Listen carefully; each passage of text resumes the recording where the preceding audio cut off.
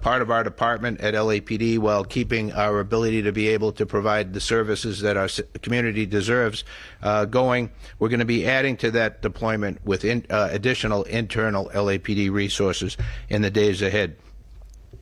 The curfew does not apply to residents within the designated area, individuals experiencing homelessness, credentialed media, or public safety and emergency personnel. To be clear again, that's not about silencing voices or suppressing lawful protest. When that expression crosses into unlawful conduct, when lives are put at risk, and when our city's safety is compromised, we must act, and we will act. We urge all Angelenos to cooperate with these public safety measures. Our shared goal is to protect our communities and return to a state of calm and safety for everyone. Thank you. Mayor. Let me introduce now the councilwoman who represents the majority of the district, Councilwoman Isabel Harato. Thank you, Mayor. I'm here today not just as the council member who represents downtown LA, but as its advocate who deeply loves and believes in this community. The history of Los Angeles began right here in downtown, where 200 years later, the grouping of historic neighborhoods remains the beating heart of our city, a place with rich culture and deep community. Downtown LA is a place where workers clock in before sunrise and small business owners know their customers by name, where neighbors greet each other on the sidewalk, and where generations of families have built lives, shared stories, made memories together side by side. It's one of the most vibrant and resilient and hopeful parts of our city. But too often, downtown LA is treated like a backdrop for major events, not the living, breathing community it is. And right now, it's hurting. I am deeply proud that downtown has always been the place where Angelenos from all over the city gather to peacefully protest. I support the right to demonstrate, and the mayor and I know that right is sacred, and at times it's necessary, but we must also face that what's happening right now. When these peaceful rallies end and the protesters head home, another element moves in. Opportunists who come in under the cover of a peaceful protest to ravage and destroy. They are ruining local small businesses, smashing storefronts, and threatening the safety of the very community that has always welcomed people from across the city and globe.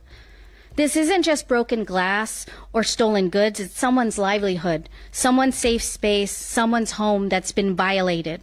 And it's happening in a neighborhood where working class families are just trying to live. Our street vendors, our garment workers, many of whom are immigrants, continue to watch their communities be torn apart. And that's why I'm thankful the mayor for leveraging this tool and enacting a curfew to begin tonight. This has been something that many of my constituents in downtown have been calling for what they're facing.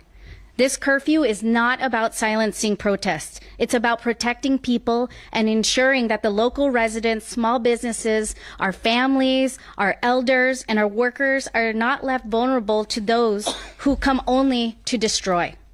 What happens in downtown reverberates all throughout LA, and when we protect downtown, we protect our city. And we're investing in its future, and we invest in our shared future. So to my colleagues and to our residents and everyone watching, downtown LA is not just a center for the First Amendment expression, it's a community. It's a home, and the people in it deserve our protection and care. That path ahead may be uncertain, but our responsibility to protect and uplift this neighborhood is not. I want to close this message from my constituents so that you hear them loud and clear. Downtown LA is home. Please keep it safe, and let's keep each other safe. Thank you, Los Angeles. Thank you very much, Councilwoman. I'd now like to introduce Nella McCosker, who is the CEO of the Central City Association. We were having conversations this morning about a couple of things. One, the ongoing problem with violence, but also the need, when all of this subsides, is to repair and restore downtown Los Angeles, especially the businesses and properties that have been hit with graffiti. Nella McCosker. Thank you, Mayor. Thank you, Chief. Thank you, Council Member. The swift action today to take a look at and examine how this curfew could be put in place is a good example of the leadership we see and continue to need for downtown. CCA, or Central City Association, represents businesses, institutions, nonprofits, the fabric of downtown Los Angeles that also represents the wider city.